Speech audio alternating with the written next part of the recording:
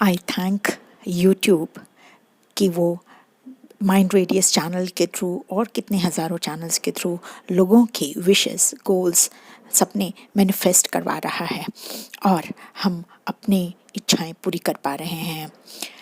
आज आपको वही बताना चाहती हूँ कि किन चीज़ों से क्या स्ट्रैटेजीज़ क्या टेक्निक्स यूज़ की हमारे उन 26 to 28 लोगों ने जो सक्सेसफुल रहे उन मेंटीज़ ने और पर्सनल कंसल्टेशन के थ्रू जो उन्होंने टेक्निक सीखी उनमें से कुछ आपके साथ शेयर करना चाह रही हूँ। जो वीज़ा कैसे मिलता है, पासपोर्ट कैसे मिलता है, किस कंट्री में जाना है पढ़ाई के लिए, जॉब के लिए या परमानेंट माइग्रेशन के लिए, परमानेंट वीज़ा हो या आपको वहीं पर पेपर्स अपने बनवाने हो, परमानेंट रेजिडेंस हो, रेजिडेंशियल वीज़ा बनवाना हो, there are many many aspects. कौन लोग हैं जो सक्सेसफुल हो जाते हैं और कौन लोग हैं जो नहीं। कुछ तो आप यहाँ पर देखेंगे जो लोग सक्सेसफुल हुए हैं उन्होंने क्या स्ट्रैटेजीज दी, लेकिन कुछ लोग नहीं आना चाहते ऑनलाइन या वो हमें व्यूज़ रिव्यूज़ नहीं देना चाहते, उनकी भी मैं चीज़ें शेयर करूँगी। Hello everyone, this is mind radius, your mentor, counsellor, healer, counselor for relationship, health, money, and career, and a therapist, NLP practitioner, life coach. I, with 30 years experience of doing this, I am again in your service. Hope कि आपने subscribe कर लिया होगा हमारा channel और आपने सबसे ज़रूरी आपने नोटिफिकेशन के लिए आपको ताकि मिलता रहे आपने बेल बटन ज़रूर हिट किया होगा। Now we come back to the point. मैं आपके साथ आप पूरा वीडियो देखा करिए। ये मुझे आपसे शिकायत है कि आप अगर बीच में 1-2 मिनट का देख लेते हैं तो आपकी लर्निंग पॉसिबल नहीं है। If you are really serious about your goal कि आपको वीज़ा और इमिग्रेशन हो तो आप चीज़ों को ध्यान से सुनिएगा। Number 1, I had shared a prayer, hope no prayer for visa, which was very popular, बहुत पॉपुलर हुई थी।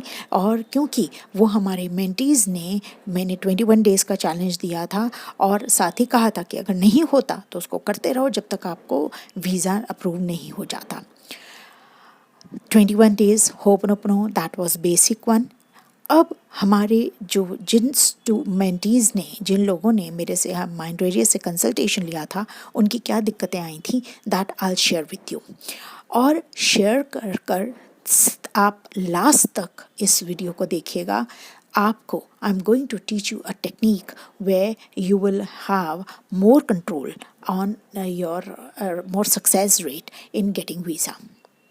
सो पॉइंट वाइज बताती हूँ दैट आप अगर कंट्री ही नहीं जानते, कंट्री के बारे में आपने रिसर्च ही नहीं किया, कहाँ जाना चाहते हैं, आप बस सोच रहे हैं कि आपको जाना है और आप वीज़ा बनवा रहे हैं, नो। सबसे पहले point out. So number 1 is point out which country you want to go, right, वो बहुत ज़रूरी है। दूसरी बात, यू शुड हैव फिक्स्ड कि आपको वहाँ पर जॉब, वो तो आपको पता ही होगा, जॉब करना है कि जस्ट घूमने के लिए जाना है, जस्ट वहाँ रहना है।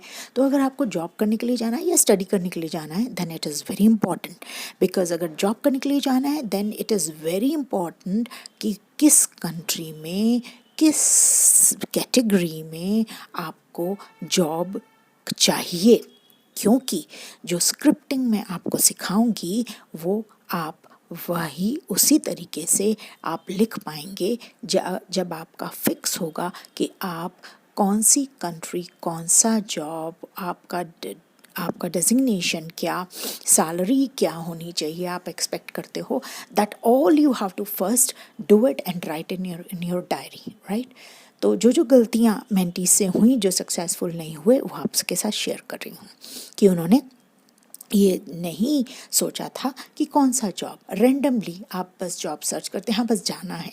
No, that is not. Know your category, know your industry, know your niche, know your speciality, know your degree, and then according to that and also the availability, then you do it, right, you start doing the practice.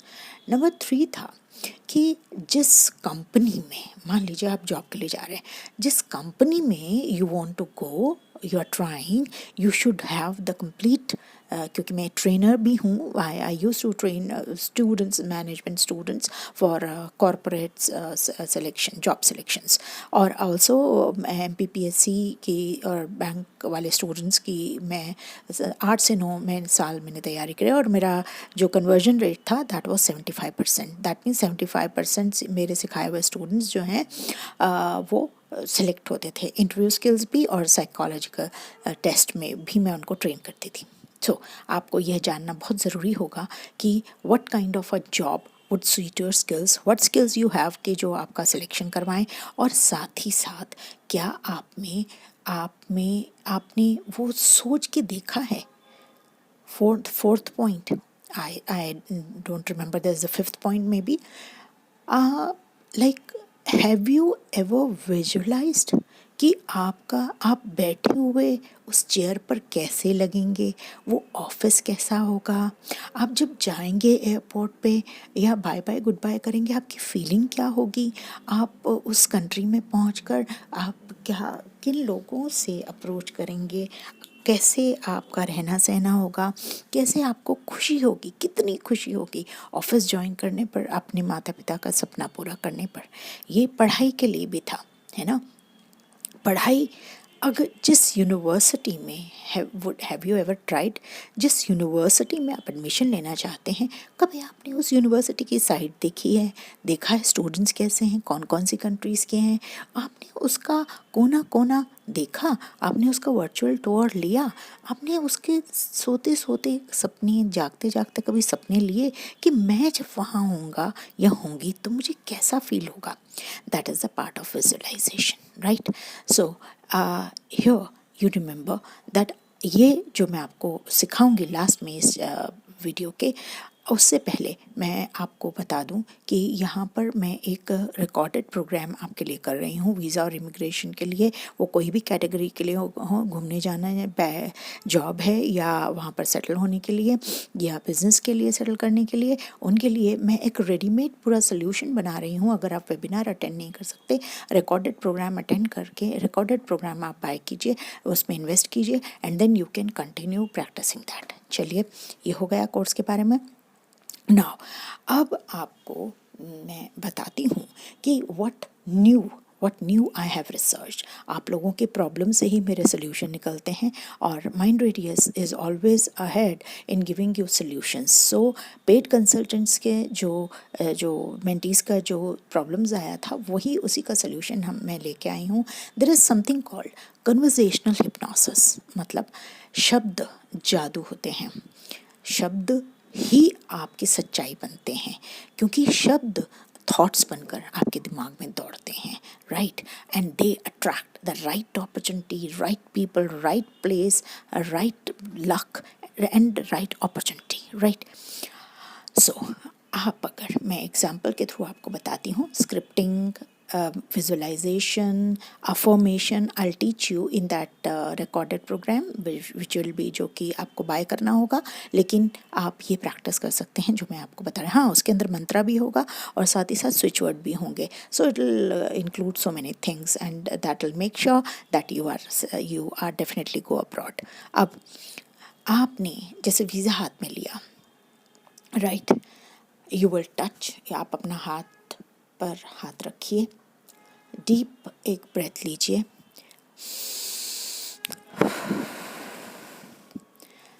Now I am taking the example of the mentee. मैं उस एक mentee का example ले रही हूँ जिसने पूरी process को बहुत सिंपली लिया था, एंड अर्ली पहले कुछ स्टेप्स में वो सफल नहीं हुई थी। मैं उनकी बात कर रही हूँ जिन्होंने पेड कंसल्टेशन लिया था, जिन 14-15 लोगों ने, मोस्टली स्टूडेंट्स ही थे उन्होंने, और एक हस्बैंड वाइफ थे। तो मैं जिनका फेलियर बीच बीच में हो रहा था, उनका एग्जाम्पल दे के आपको सिखाती हूँ कि वो जो थी वो कोई जॉब पर ज़्यादा ध्यान नहीं दे रही थी, ना ही इंटरव्यू के लिए वो कोई ख़ास तैयारी कर रही थी। उन्हें ये भी नहीं पता था कि उनको कौन सा जॉब चाहिए, कौन सी कंट्री में उनको जाना है, और साथ में उनकी क्या तैयारी है, और उनको जॉब के लिए जाना था। लेकिन सर्च करना, कंपनी चूज़ करना, अपने स्किल्स के हिसाब से उसकी तैयारी करना, ऐसा वो कुछ भी नहीं करती थी। तो मैं ने उनको फिर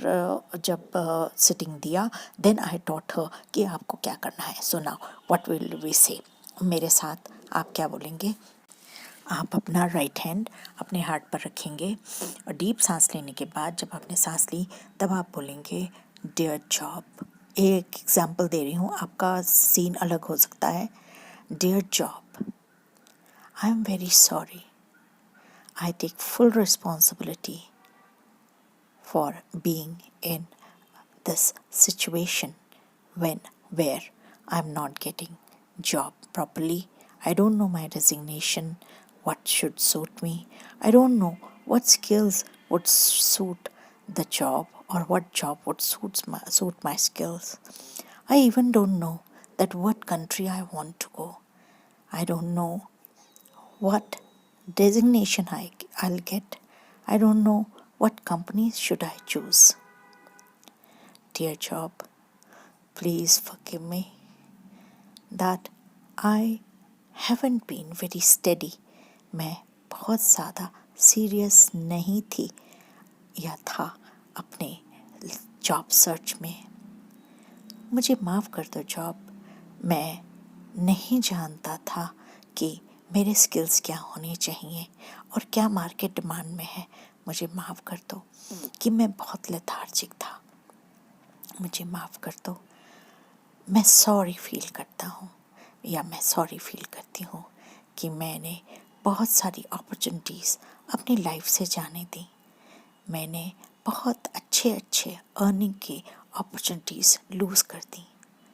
मैंने बहुत वक्त गंवाया।